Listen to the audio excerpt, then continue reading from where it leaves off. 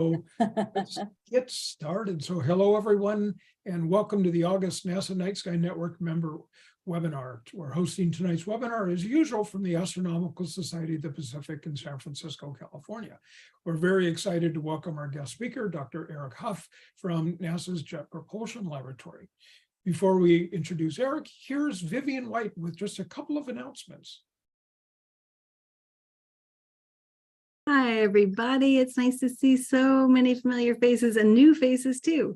I just wanted to remind those of you on the Night Sky Network who are joining us online that this, Friday the 1st is your last chance to upload your events for the annular eclipse on October 14th. If you put those on the Night Sky Network website by September 1st, then we will go ahead and send you a package of eclipse glasses, solar viewing glasses, and other things. So make sure to get that on the calendars. I think that's all I have. Kat, have you got anything else?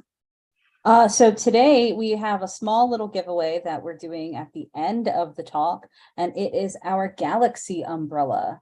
So after you have concluded, watching the lecture, we're going to go ahead and send you a little survey, and then we're going to pick 5 winners.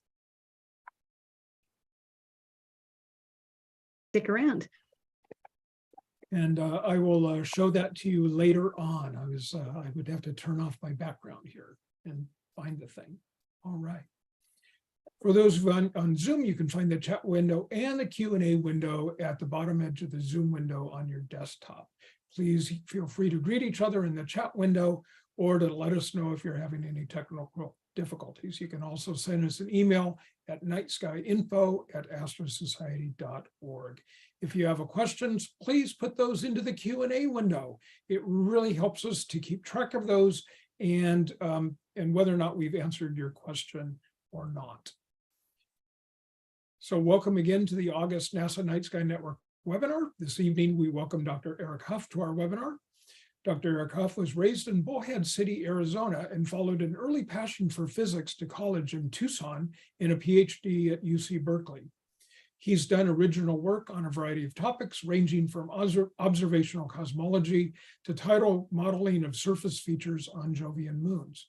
And he just told us earlier this evening that some of the best viewing, he had time on the Palomar telescope, and some of the best viewing that they've ever had was right immediately after the Hurricane Hillary came through a couple of weeks ago.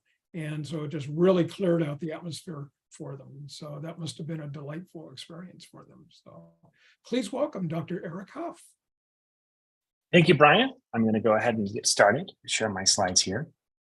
So I'm really excited to be able to share with you the recent progress and images from the Euclid space mission. This is a mission that went up on July 1st this year, but it's something that many of us in the community have been working on for almost 2 decades. So what I've got here on the opening slide is the public release images. I'm going to spend a lot of time in this talk talking about why we want these and what these will ultimately connect to dark energy. So let's get started. So I think, so this is me, as Brian said, I'm from Bullhead City, Arizona, and I followed this circuitous path to my current job at the Jet Propulsion Laboratory as a staff scientist. And across the top of this, from Berkeley onwards, I've spent most of my time in science trying to figure out how to make the measurements that I will describe to you later accurate enough for us to draw real conclusions about the ultimate fate of the universe from them. So it's helpful to sort of think back to where this all started with Henrietta Leavitt and the discovery, of the expansion of the universe. And I suspect a lot of people in the audience are, familiar with the circumstances surrounding that. But Cepheid variables that let us first begin to measure the distances to nearby galaxies, right? And then, the famous plot where people sort of notice the relationship between the distance and the recession velocity. And for a lot of people, I think it's not intuitive to think clearly about what the expansion of the universe means. So I'll start there and say, imagine when we talk about the expanding universe, it's very, very easy to say, well, to think about the universe as expanding from a single point. But that's not really what we think is going on. We imagine, if you filled space with a set of little buoys or markers and said, we're going to let space expand, What we're talking about is every single marker in that space getting farther away from every single other marker. So if you're standing, in one spot here in the center, it would look to you like everything was expanding away from you. And if you think about the red dot as being measured at one time and the white dot as being measured at an earlier time, then it looks like things are moving faster the farther away from you they are. And that's pretty much what we see with Hubble's law, right? But if we move to a different spot, say over here, and say, the universe is expanding, what would this observer see? They would also see the universe expanding away from them in every direction. This is the uniform constant expansion of space. And people spent decades and decades trying to measure this accurately, and cosmology, right, sort of an infant field, in the mid 20th century, sort of had three possible scenarios, an open and closed universe, things that were essentially where the geometry of the universe as a whole was dictated by its matter content. But it took until the 1990s before the measurements of the expansion of the universe got good enough to really distinguish between these two. So on a plot like this, you might see, well, I should say first, the best indicator we had for a very long time, especially in the 90s when these measurements first got good enough to really let us discover what we know now about cosmology. We relied on standardizable objects, supernovae, where the brightness, the intrinsic absolute magnitude, the brightness of the supernova is predictable from other features of it. So it looks sort of a bit like this. And when you put all as a supernova on a plot, that were measured, and I think this is up until about 2012, and say, as a function of the redshift, how faint do things get? This is sort of another way of measuring that relationship between distance and expansion velocity. The conclusion that you're inevitably led to is that the universe is neither open nor closed. It's not slowing down. It's not gonna collapse back on itself, but it's been actually accelerating for about the last 5 to 7 billion years. This got a few people a Nobel Prize in physics, but it raised some important questions, as you can imagine. So why did it raised some really deep and fundamental questions in physics? So I want to talk a little bit about why and what that means. So probably, I'm not going to be too heavy on the equations here, but I think you guys you can handle this. You might remember having learned in school Newton's law of gravitation, where the force between two bodies goes as the inverse square, that's r here, of the distance between them. And intuitively, this makes sense. Everything in the universe, every force that we have the occasion to deal with in our daily life seems to get less influential as we get farther away from it. All right. Now, on large scales, the universe is dominated by gravity. It's the only force we think actually matters, between galaxies and on cosmological scales. In order to get an accelerating universe, you have to change how gravity works. You have to introduce something that behaves like this, right? It's got to be repulsive at long range. And it's got to increase in strength with distance. Now, that's very, very weird when you think about it. Nothing else really in our macroscopic experience behaves anything like this, right? And the reason that we don't have, we don't see it, it wasn't discovered until the 90s that it's so hard to measure, is that that coefficient in front of the R here is very, very, very tiny, right? The influence of whatever is causing the accelerated expansion of the universe is completely minuscule on solar system scales. So I did this calculation once, and it turns out the Voyager spacecraft, which has been going, on a trajectory out of the solar system since the 1970s, has probably moved an extra 10 microns, right? Roughly the width of the human hair, over the course of its whole journey as a result of this repulsive force.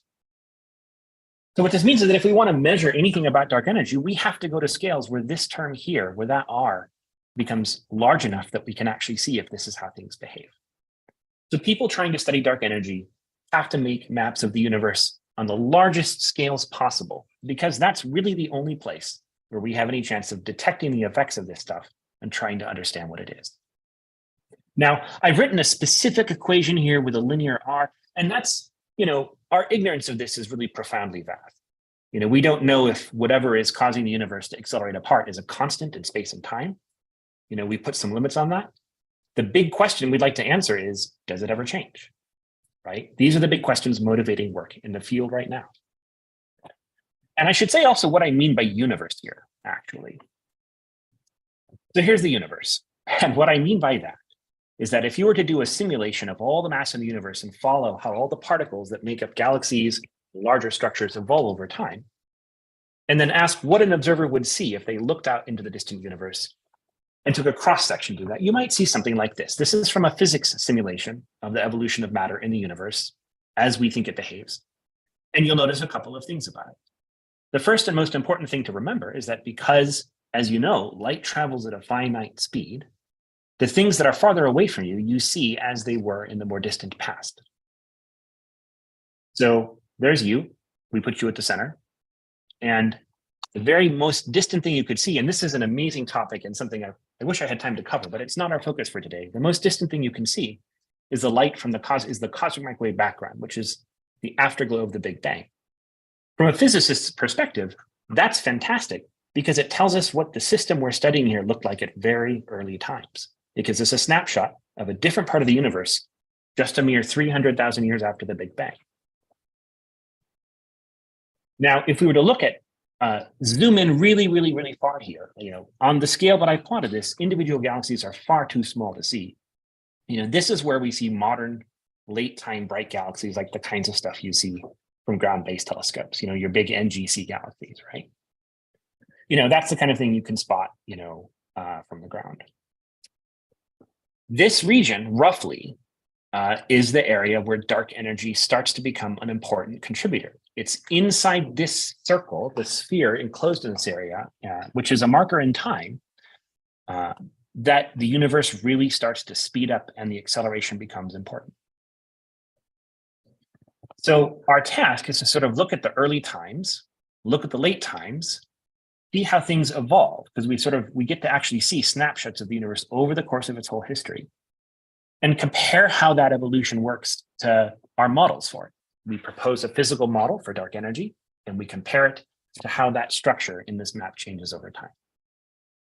Now, if instead of zooming in on individual galaxies, you zoom in not quite all the way in this simulation, at late times here, close to the center where we are, in the recent past, you see structures that look kind of like this, really clumpy, right? Little galaxies would be sort of at the center of this thing. Where I say little galaxies, even very big galaxies would be small at the center of this structures, right?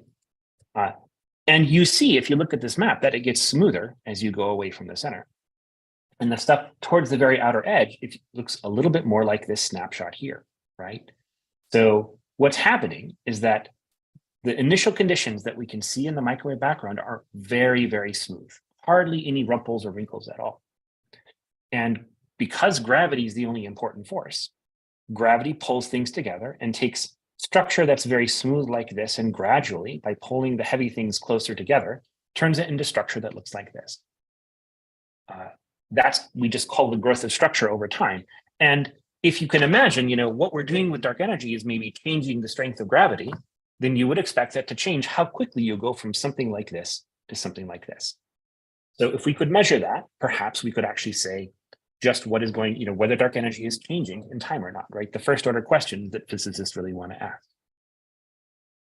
So the big problem here is that everything that I've shown you on this map, right? Every single particle in this map in this simulation is dark matter. And here's another thing I don't have time to go into, but most of the math that we would have to measure in order to understand dark energy is itself dark. It doesn't interact with light at all. So we're kind of stuck. We have this thing that we know how to make predictions for, and we really know for how much structure is in this map as a function of time, we can make pretty exact predictions. But those predictions are mainly about how the dark matter is distributed in space. Seems like a hard problem, right? So when I say predictions, what I mean is this. So if I look at the texture of this map and I plot how rough it is, going from the outer edge all the way in towards the center, and you had a measure for just how clumpy it was, you would see that it looks kind of like this. It grows and grows with time, okay? That's just the map going from smooth here to rough towards the center. This is a quantity, or it's analogous to a quantity that in physics terms, we can make extremely precise physical predictions for. You tell me you have a model for dark energy, I can make a plot like this and show what it predicts. So if we can just measure this clumpiness of the dark matter and how it changes over cosmic time, we can actually really say something about what dark energy is. So it's a bit like this, right? It's a problem. So this is from another simulation where people have added simulated galaxies, which is the sort of little islands of golden light here, into the ominous dark webbing, which is where we think the dark matter would be. Our task here is essentially, by looking at where the galaxies here are, to try and say something about where the dark structure is, right? That's the task. That's what we have to do to make progress on dark energy. So the way that we do this is with a thing called gravitational lensing. This is another image I suspect many of you have seen from some of the early release James Webb data. And it's one of the most powerful and beautiful examples of gravitational lensing that I'm aware of. What's going on in the image on the right is there's a massive cluster of galaxies, and this big white thing here is at the center of it. And the mass from that cluster of galaxies is changing the path that light from more distant things takes on its way to us. So light rays that leave a distant source here, as they pass by this massive cluster, they take a little bit of a different trajectory. And if you imagine how a bundle of light rays that starts out as a circle would travel, as it goes to this little bend, it gets distorted. And an image that starts out looking like this will end up looking like this. And what you see over here with these arcs is exactly that effect. That's strong gravitational lensing. And it's one of the most direct ways that we have to probe dark matter. But the example that I'm showing you here from Webb is cheating. And the reason it's cheating is that this is about as strong as gravitational lensing gets. What I told you we wanted to do in the previous slide was to map the structure of all of the dark matter, not just a couple of special places in the universe. So, if you look at not here towards the center, but farther out where you can see these galaxies out here, if I just showed you an image of one of these guys out here on its own, you might say, well, that just looks like a galaxy, nothing special. But if you take in all of them, you see that there's a systematic tendency for all of them to be oriented kind of in a circle around the center of mass. That's more like something we call weak gravitational lensing. Weak just means it's not strong enough for you to see with your eyes, but it still contains information about where the mass is along the line of sight between us and distant things in the universe. So schematically, if I took one of those simulations I showed you before, and I put a bunch of galaxies behind a slice through it, this schematic, so the red stuff here is from the simulation, this schematic is sort of showing you how a distant galaxy would be distorted by the foreground large-scale structure here. And if you stare at it for a couple of minutes, you can see that these ellipses tend to be stretched roughly along lines that follow the contours of the mass.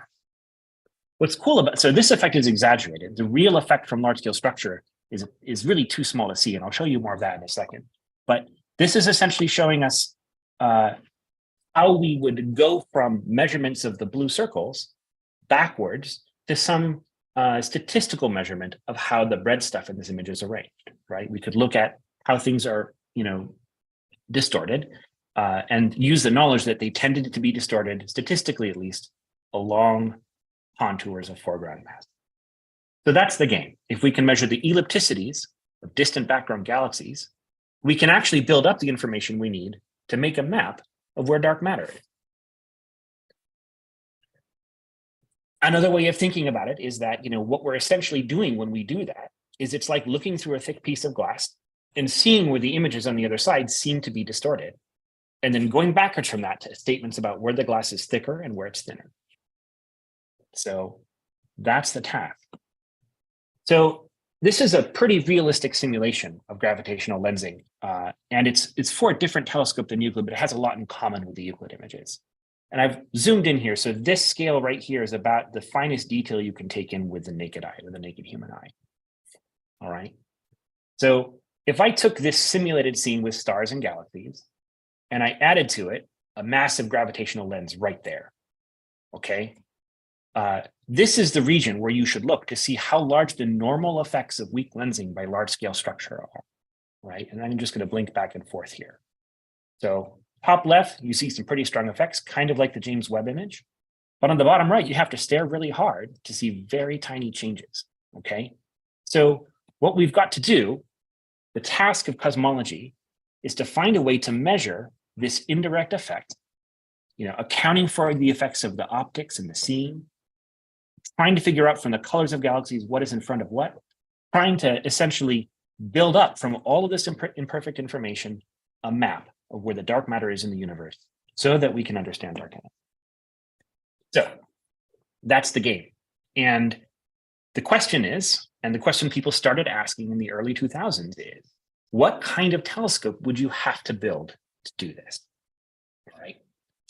So here are some things that a telescope that could map dark matter in this way would have to do. You'd need absolutely superb image quality because the effects that you're looking for are very, very small, and tiny distortions in your optics. If you're doing this from the ground, changes in the atmosphere from night to night, all of that can look like a gravitational lensing signal, these tiny effects that we're searching for. The other thing is that this is a statistical measurement. We want to make a map of the large-scale structure of as much of the universe as we can see. And that means we can't use Hubble and we can't use James Webb because the fields of view of those telescopes are tiny compared to the whole sky. So that's it. We need a good telescope that can take in a wide field of view with minimal optical distortions and produce exceptionally high quality images. And so that's Euclid. That's the motivation. The first ideas about how to do this were laid out in about 2006.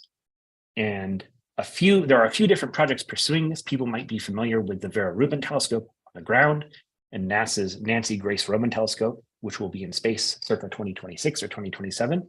But Euclid is going to be our first go at this with a purpose-built instrument. So here's what it looks like. We have a 3-mirror anastigmat. We have a carefully designed set of struts in the image pupil to try and minimize or make the PSF as easy to model as possible. And we have about a 1.2 meter mirror, so about half the size of Hubble. But all of this is designed to make the optical distortions as small and as uniform across the whole focal plane as they can possibly be.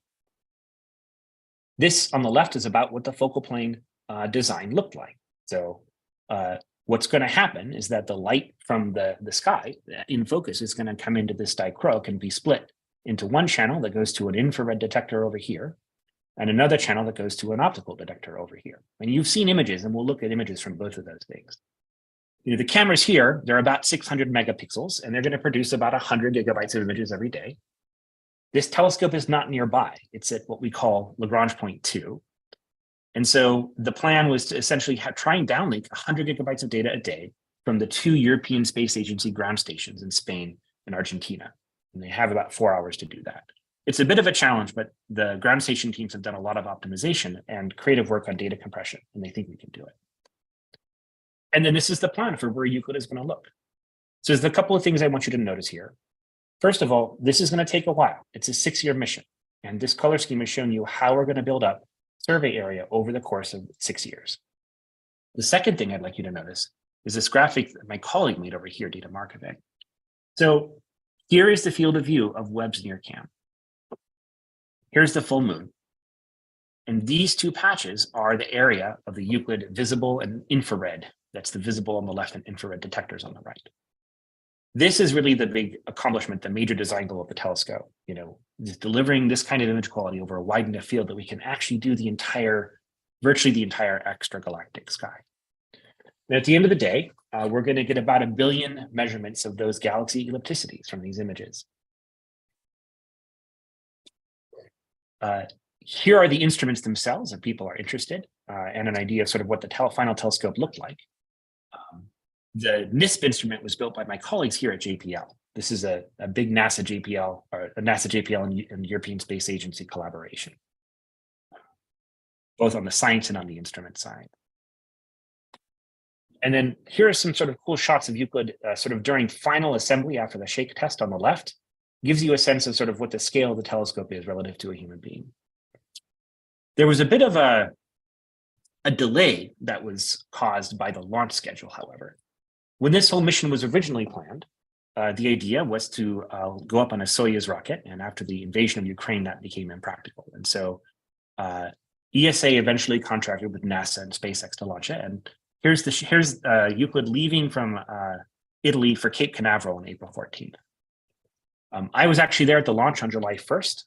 SpaceX did a fantastic job of getting us exactly on target, and performance verification started on schedule. This is sort of a cool shot from MegaCam in Hawaii, where someone actually spotted Euclid on its way out to L2. This is on July 12th. And if you want to know, here's actually what the first part of the orbit around Lagrange 2 looks like. So there's the Earth, and here's the orbit of the moon. And this is a stable region sort of in space and in velocity, but it's not a single point or a small point. Is the actual orbit it'll be following is larger than the entire Earth Moon system. It's about 3 times as far away from the Earth as the Moon is. And so getting the data back, as I mentioned before, is a little bit of a challenge. So we've also had now that Euclid has been up, our first science images from the instruments on board. And for the most part, things look fantastic. So this one panel here is 4 of the visible band detectors, and I've highlighted a couple of features that I think would be fun to look at, right? So here's a globular cluster. You can see the spikes of the PSF of Euclid here. We're spending an enormous amount of time trying to model that to understand it, because that's not just there in the stars, it is of course affecting the galaxies as well. What I'm showing you are the raw images. These still have a long way to go before they can be used for the science that we want to do. So here are some examples of why. You see all over this image the cosmic rays. These have to be sort of carefully removed by algorithm. And then here, for instance, is the image ghost from this bright star right there. There's still an enormous amount of processing before these can be used for science, but the basic performance of the telescope really, in terms of the optical performance and the image quality, is right what we were hoping for.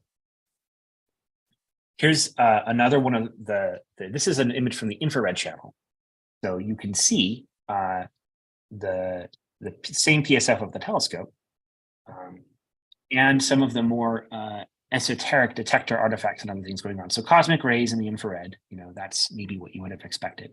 But there are some fun electronics artifacts that show up in the images, not unexpected, but things that still have to be removed from the data before we can actually do precision science with it.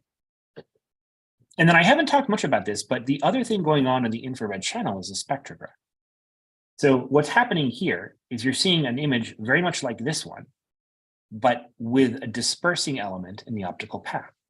And so what that means is that for each star and galaxy here, the spectrum of the light from that star is being dispersed vertically in the image.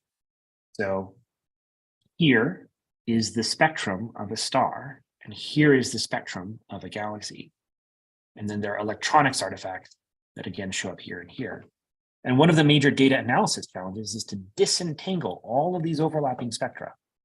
Now, we will have data with these spectra taken at different angles. And so there's enough differences between same image of the sky, different dispersion angles that we can disentangle them, but it's still going to be a major data processing challenge. And then I think the other thing that's probably worth saying here is that we've run into some problems as well. So one of the elements in the focal plane here is the fine guidance sensor, which is relied on, once the telescope has slewed to the correct position to provide precision pointing. And this has started to intermittently fail. So we halted performance verification, the point where we're looking at the science data and trying to sort of do a preliminary analysis on it to make sure that things work on August 25th. And the European Space Agency is currently working on it's developed a temporary solution to keep the telescope from losing its pointing. And they're very hopeful about being able to fix the software that's glitchy in the fine guidance sensor. But that's the current data thing.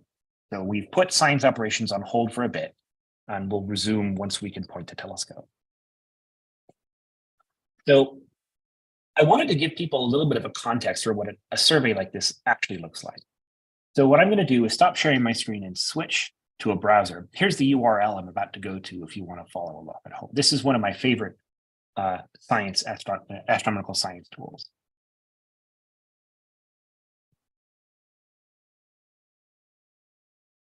All right. So what we're looking at here is data from some of the best, possibly the best wide field ground-based survey to date. This is part of what's called the legacy surveys. It's for another big dark energy project called the Dark Energy Spectroscopic Instrument. But this is ground-based data. You might expect the seeing here to be about an arcsecond, but it's still quite beautiful. And if we zoom out, right, you can sort of see groups that you might be familiar with. But we're doing a survey. We want to cover as much of the sky as possible, right? So, this is data that Euclid will be getting vastly improved versions of. But we want to cover with that camera essentially all of this area. And we want to do it at a level of detail that is significantly superior to what we have here. So what did that actually look like? Let's talk about that. So I'm going to switch back to the slideshow. So this is a movie I'm going to play that contrasts data from the same survey I just showed you with new images from Euclid. Right.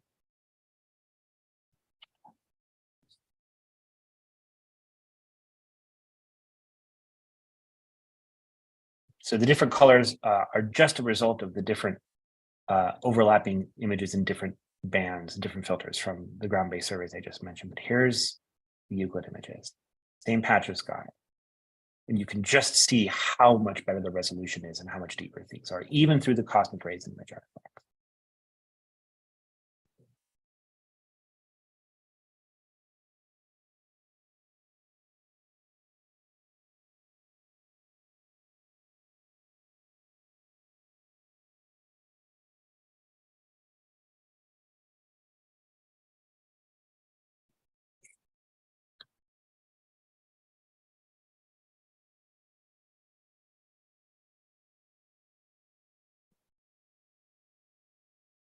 So a couple more shots of this. I just love staring at these things. I'm kind of salivating about the data, frankly. But just the level of detail and precision that we're going to have to work with here is astonishing.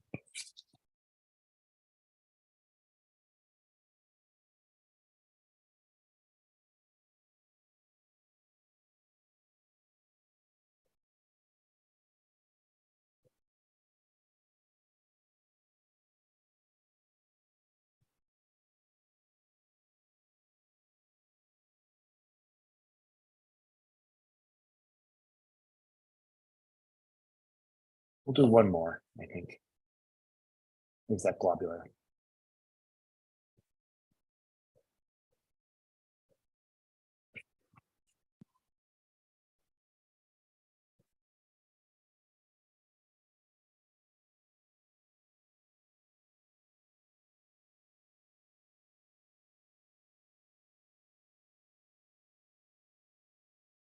Okay. So, and all of that is essentially one single detector from the full focal plane. So there's just going to be an enormous amount of imaging survey data here. And then I'm going to close here. So you can follow this as it's going on the Euclid Consortium blog. You can see the first light images shot through the telescope as it's been constructed, and sort of keep up with news from the survey as it's going on. So I think the last thing I'll say here, I indicated this a little bit at the beginning, but dark energy was really first detected as an effect in the universe in 1997. The whole community got together sort of circa 2004 to 2006 to decide how we should begin to answer just the first order question. Does it change with time? Is it the same with time? Is it the same everywhere? Not answering the question of what is dark energy, but just answering the first questions you might want to ask. And Euclid was essentially dreamt up in those early studies. So there's a vast community of scientists right now working in cosmology who have essentially been waiting for, not quite 20 years for this to show up on the scene. And in the next couple of years, we're going to have Nancy Grace Roman and Ruben as well. And this right now is going to be the golden age for modern cosmology. We have finally achieved a level of sensitivity and precision that should allow us to begin answering questions about dark energy. But the other wonderful thing about these surveys is that, because they're designed to be so comprehensive, because the quality requirements on the images and the spectroscopy are so tight, we can't even begin to think about all the other things we're going to use these data for. And they will all be public. So I'm going to stop there. And I would be happy to sort of take questions and discuss the material. So thank you. Great. Well, thank you very much, Eric. And we do indeed have quite a few questions here in the Q&A. And so let's get right to them because we've got a lot of them. I want to come down to this one first off that was posed by one of the people. Why was the telescope named Euclid? That's a great question. So Euclid was a Greek mathematician, pioneer of geometry. And the basic questions about cosmology that I mentioned at the beginning, is the universe expanding and how fast? Those things have implications for and are closely tied to the basic geometry of the universe. And what I mean by that is that, if you zoom out to very large scales, questions like, are there 180 degrees in a triangle or not? That you might remember from high school geometry, those things change depending on the geometry of the universe. So Euclid is Euclid in part because this is what it's hoping to try to measure. Right. Kind of also related to I guess, where the telescope is. And so we have a few questions. I mean, I kind of lump them together is why is that out at Lagrange 2 and not someplace else? Mm-hmm. So Euclid is at Lagrange 2, mainly because we need low backgrounds, dark skies, and I think that's the principal part. This is a statistical measurement. We need to see as many galaxies as we possibly can, and so minimizing Earth-shine was important for the mission design. We have a couple other questions having to do with where it's located, and one says, unlike Webb, you don't have to stay in the Earth's shadow when you're out there. That's right. We're trying to do broad coverage of the whole sky. But, as you saw from the orbit, right, the Lagrange orbit is so large that we really aren't going to be, in Earth's shadow, like really for a significant portion of the time, right? Those orbits are vast. It's really more that they're stable. You can put something far from Earth and expect with very little expenditure of reaction mass for it to stay there for a long period of time.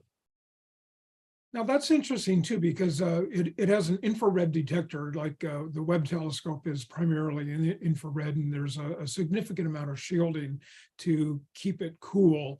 Is there a similar amount of shielding on Euclid?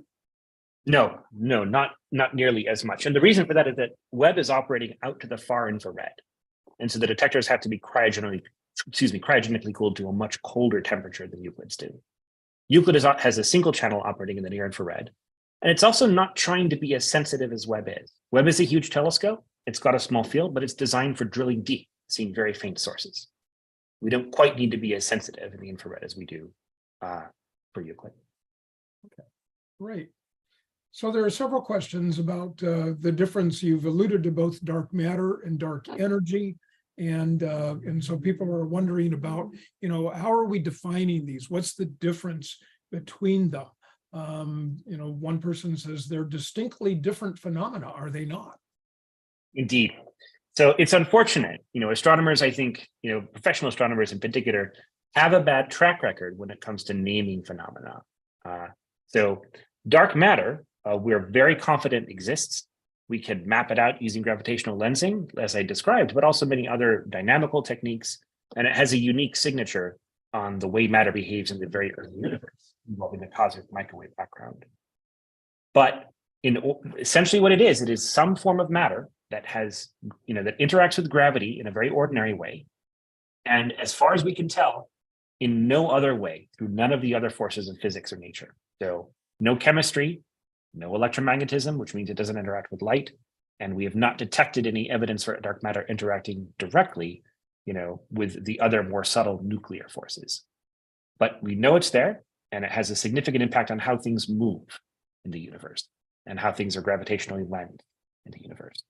It's the best way to think about it is imagine a particle that just doesn't collide directly or interact directly with the other particles that your body and the world that you know is normally made of. Dark energy, you should think of as being a catch-all term. We've seen that the universe is not only expanding, but as I showed at the beginning of my slides, accelerating. And dark energy, I think it's most convenient to think of as being just the name for whatever it is that is causing that accelerated expansion. Right now, we don't have any reason to think that the two are connected in any significant way. So really defining what both of them are is a very much an open question in cosmology and physics. And we've got Nobel Prizes on the line here. So Yes, well, a few that have already been awarded. Maybe one way to say this, and part of the reason that dark energy is a topic of such intense interest, even though we've known about both phenomena for a long time, is that particle physicists who like to dream up, extensions to the standard model of how physics works can very easily invent new kinds of particles that are consistent with what we know, that don't interact directly with chemistry or light, right? There are things in nature that we already know about that only very weakly interact, like neutrinos. A lot of neutrinos have to pass through you before any one of them will interact even remotely. But dark energy, whatever it is so much more fundamentally strange that it's got to produce, essentially it requires a significant revision in how we think the laws of nature operate, the forces themselves. We don't know exactly what that is, but we're unable to answer even the most elementary questions about it beyond just roughly how much of it there is. Kind of sticking with this idea of dark energy and dark matter. And so we do have a question here is, so dark mass, and presumably we're thinking matter, but maybe you could extend that to dark energy as well. Is dark matter everywhere, even within our solar system? Right, yes, absolutely it is. So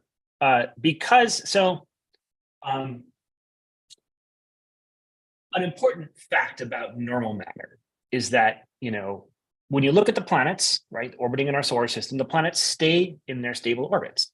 And the reason they stay in stable orbits around the sun is that in order to change their orbit, they have to lose energy somehow, right? Now, the stars that we depend on for our energy and the planets, the way that they formed involved matter coalescing and collapsing, right? And it can do that because it can radiate energy away and collide with other particles, right? And what that means is that if I have another kind of particle, whatever dark matter is made of, that doesn't collide or interact with anything except gravity, it's mostly just going to stay on large orbits more or less forever.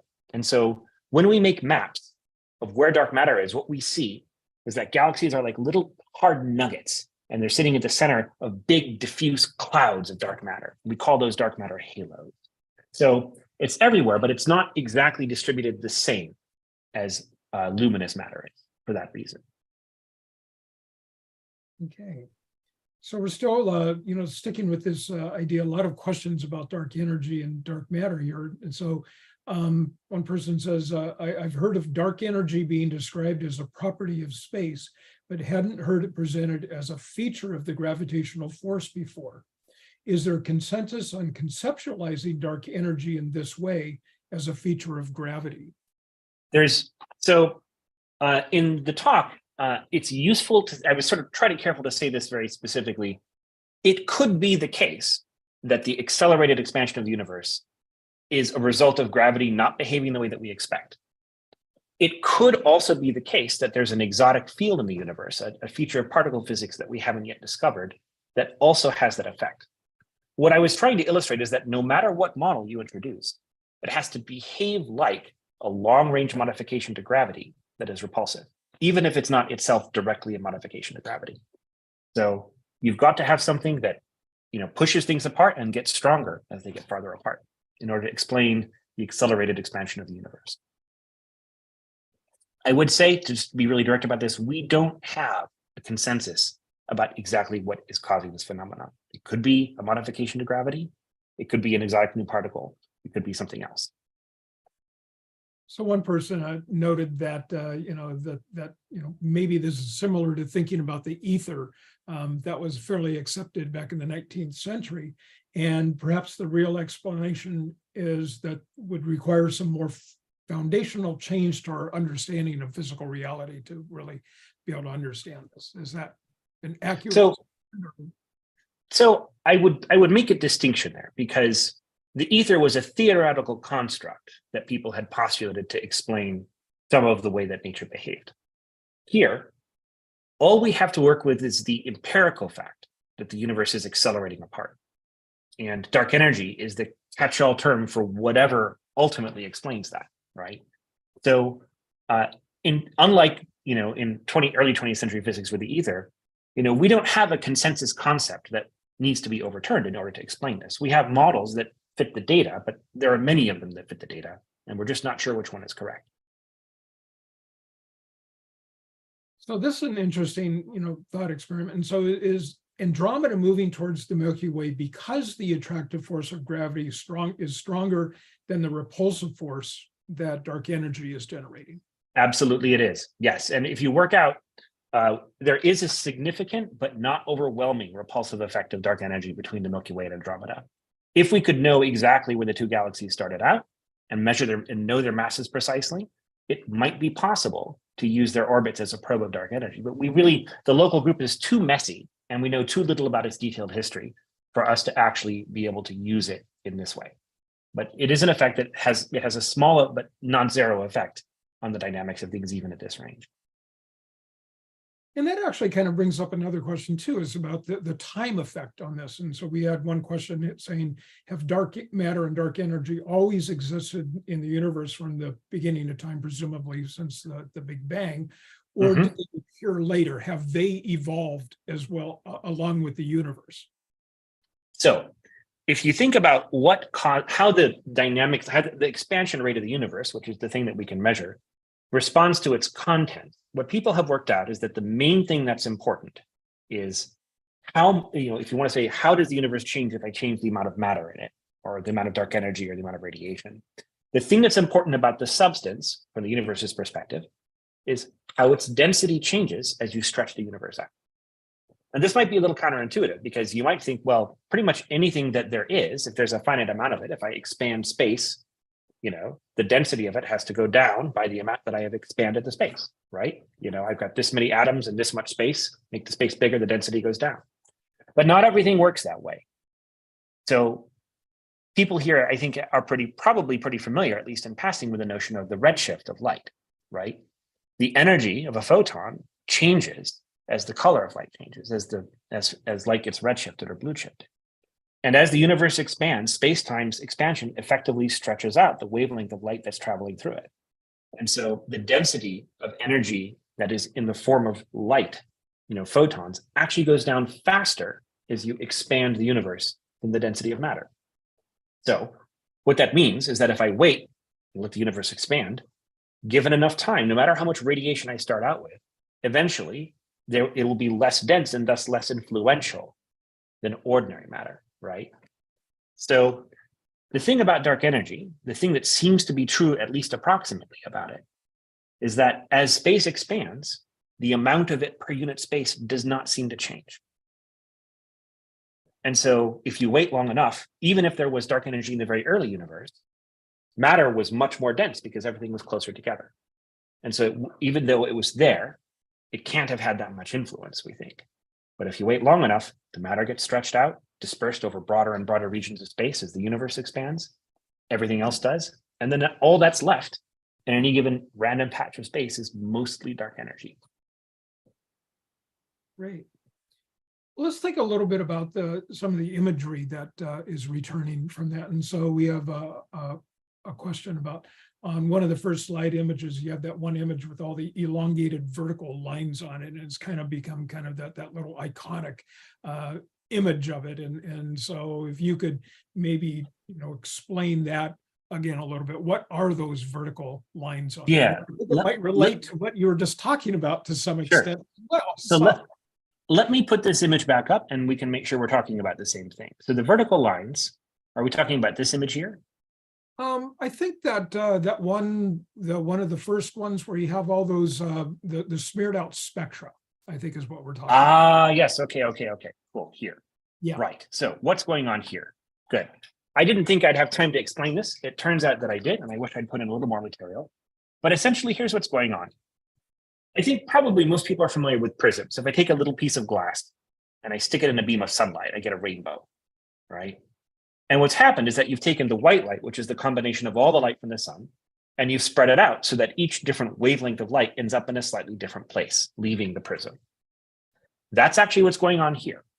So it would be just as if I had a prism sitting between the telescope and this detector, and a sunbeam coming in would be dispersed in this direction. So if you could see color, remember this is a camera and all it can count is how many photons hit it. But if you could see color, this might be red, orange, yellow, green, blue, and so on, right? Very roughly.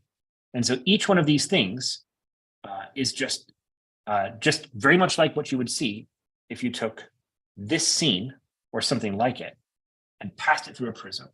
So from this star, you get a vertical rainbow somewhere. From this star, you get a vertical rainbow in a slightly different place. From this star, you get a vertical rainbow. So each one of those bars corresponds to one of the sources that you could see in a Euclid image, but spread out like that. And the reason we do this is that because the universe is expanding, and because light in an expanding universe gets stretched out the longer it travels through the universe, that means the redshift of the light is actually a pretty good proxy for how far away something is. You know, it goes back to this distance redshift relation from the very early days with Hubble. Here's how far away something is, and here's, you know, the velocity of it, which you can measure with a redshift, right? So if we can, what we can do is we can use these spectra from Euclid, these dispersed rainbows of light from every single star and galaxy simultaneously imaged, to work out roughly how far away from us all of these stars and galaxies, all the galaxies in particular, are, because they're at cosmological distances. And what's cool about that is that it gives us a way of trying to build up a rough 3D map of the universe that Euclid will see. So not just the 2D that you see in the images, but actually knowing what's closer and what's farther away.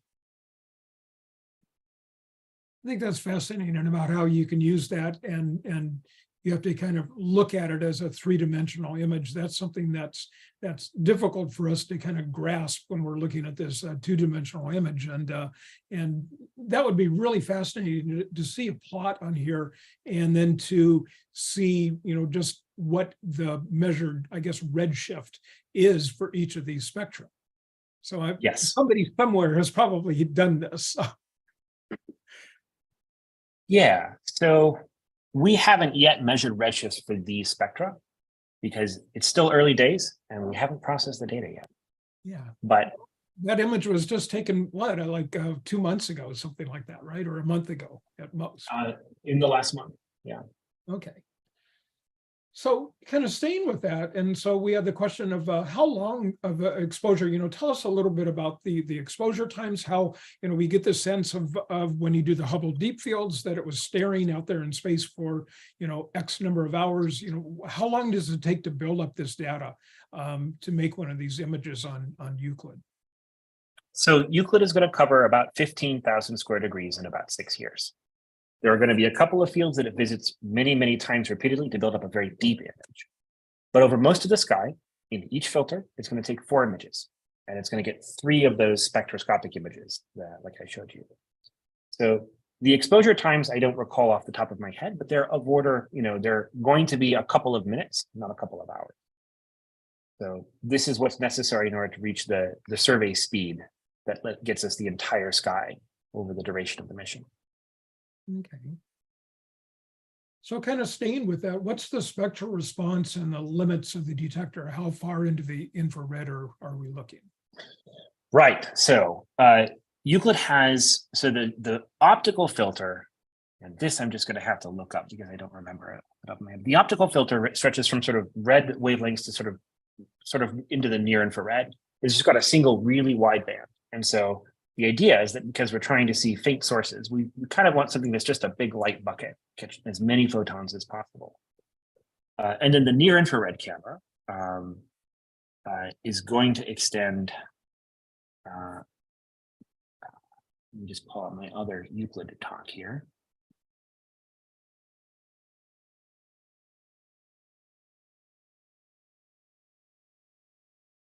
Yeah.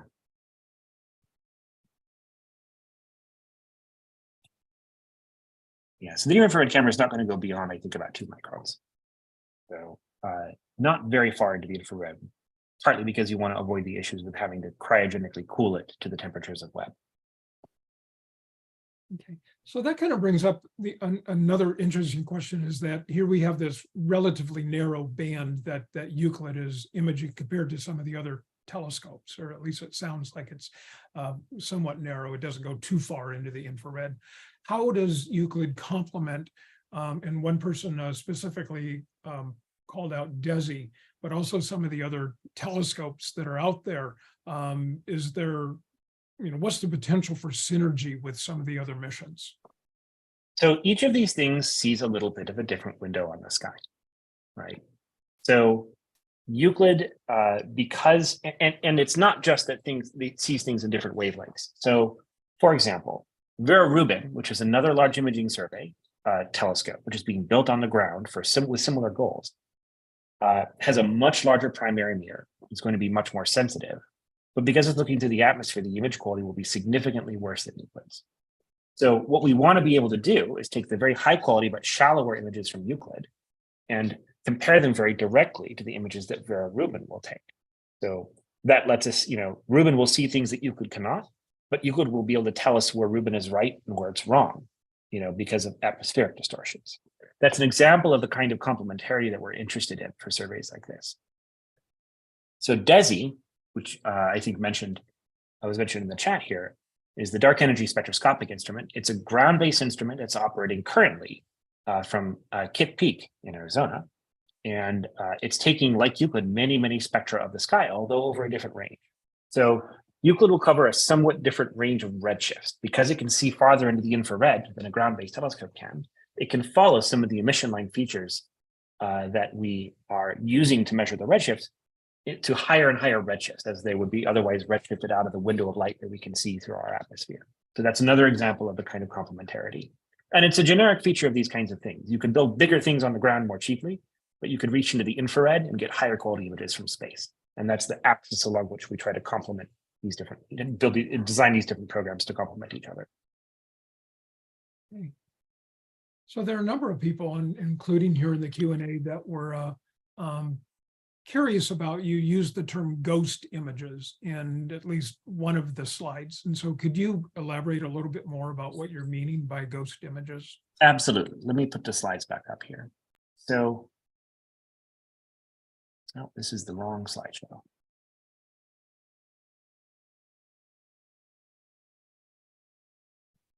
So when you look at,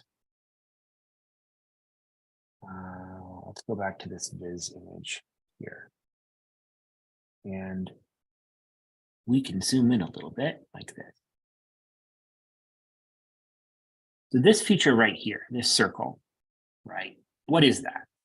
So what's happened is that there's an optical path where light from this really bright star, because Euclid has any reflecting telescope, well, like many reflecting telescopes, Euclid has a series of mirrors. In this case, it has 3. And so you can get light that is an image of something that's so bright that it reflects off of the detector, and the light sort of bounces back through the optical path, and some of it then comes back, right? And so you can end up with out of focus images of very bright objects in the field appearing in the wrong place.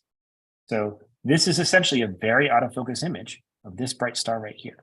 And the little dot there in the center is just a coincidence.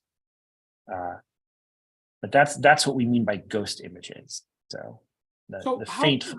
Yep. I think that works, but how did you figure out? How do you figure out that that is the image of that particular star? And that's understandable that you'd have these little artifacts in there, but then matching it up with the specific star that's creating the ghost image, that's that's mysterious to me. So it's a little complex, but essentially the thing about Euclid is because the measurements we're trying to make are so precise, an enormous amount of effort has been put in over a decade now of planning to anticipate and model all of the effects like the ones I'm describing here. So you can put an engineering model of Euclid into a computer and see, if I had a star at this angle to the entrance, where would the ghost of it appear? And you can trace the optical paths inside the telescope, follow where things would bounce around and see where it would show up. So ghost images in particular, we anticipate and we model, and we can effectively subtract them off. Okay. Ray diagrams. Yeah, yes, we can understand that. So. All right, last question. And so we had a question about, you've had a really great, opportunity to be working on, the Euclid mission here. And, a little bit about, your hopes and dreams and what you're anticipating and what you're, what do you think you might get surprised by with the Euclid mission? So I think I'm really, really excited about this core science goals of Euclid. What is happening with dark energy? This has big implications if you think about it for the ultimate fate of the universe, and the fundamental laws of physics. And I think if you ask many astronomers, maybe most of them would say, probably, just maybe out of theoretical prejudice or analogy to other things, that dark energy is a constant in space and time, and it doesn't change. And if you look at the literature right now, the preliminary measurements from smaller ground-based telescopes that are trying to do early versions, precursor versions of what Euclid will do, there's a little bit of tension between the data and that constant everywhere at all times model. Now, it could go away when we get better statistics, but I'm kind of excited about the prospect of us finding some evolution of dark energy. That would be one of the most, potentially very exciting outcomes. And that would represent a real deviation between how we think the universe works and how it actually works. All right, so maybe you'll get to meet the King of Norway some year. So it's one of these years. Well, I will not, but I suspect that someone from Euclid might be able to. All right. Well, thank you so much, Eric. This is absolutely fantastic. And so I think Vivian is going to put a link to the survey in there. That's all for tonight. Thank you for joining us this evening. And thank you everyone for tuning in. You can find this webinar along with many others on the Night Sky Network YouTube channel. Join us for our next webinar on Tuesday, September 19th, when Dr. Erwin Mazarico joins us to bring us up to date on the science of the missions to the moon's south pole, with a little bit more of an emphasis on the Artemis missions from NASA. So, but it's kind of exciting. There's an Indian probe up there now, and everyone's trying to go there. And so we're going to find out a little bit more about what's exciting about the lunar south pole next month. So keep looking up, and we will see you next month. So good night, everyone. Good night. If you could just stay on for one more second, I want to copy this in again and make sure that, let's see. All right, there's a longer form right there.